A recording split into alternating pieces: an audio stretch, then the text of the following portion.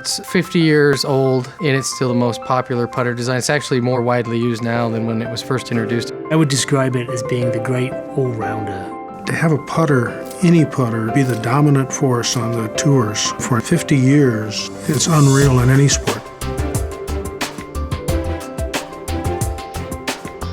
You know, there's a lot of new ideas out there. Doesn't necessarily mean they're good ideas. We make sure our new ideas are good ideas, and we do that with testing and validation of them. I suspect that if you could place the Karsten of 1966 in our engineering team right now, it would be amazing to see what he could do.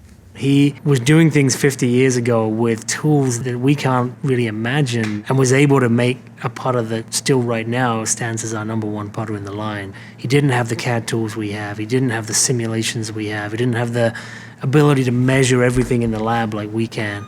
My dad's way of checking aerodynamics was my brother had to hold the car at 100 miles an hour while he had the club hanging outside the window with a spring gauge on it to read the pressure.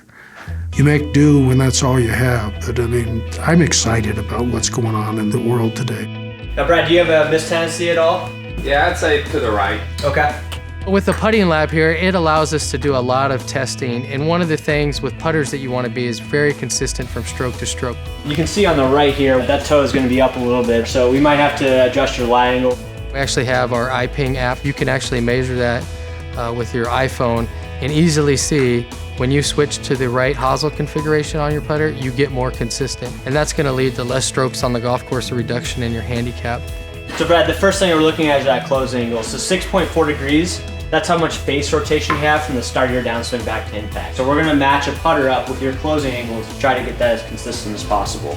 We see ourselves as the pioneers and leader in club fitting in general. Putter fitting is something we're very passionate about. It doesn't have the presence in the industry that it needs to at the moment, but that's something we're pushing hard to educate people on the value of, you know, getting the right length, getting the right lie, getting the right loft, getting the right weight of your putter.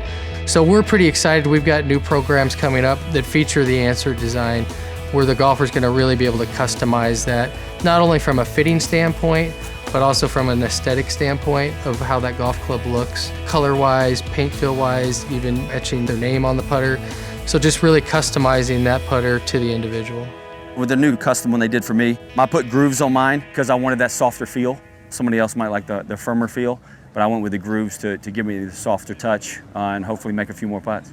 There is a lot of golfers that are very loyal to that Anser design, so it's not something we feel like we can abandon and say we've moved on beyond the Anser. So when we look at a new product line or maybe a new technology that we're introducing in putters, we always make sure that we have an Anser model in there, but we also push the envelope with newer designs. There's a lot of sort of variations on the Anser. There's a lot of ways you can go that are using the inspiration of the Anser, but maybe looking at a slightly different shape that's no longer an Anser putter, but is drawing its inspiration from the Anser. And I think that's where we'll continue to go more and more.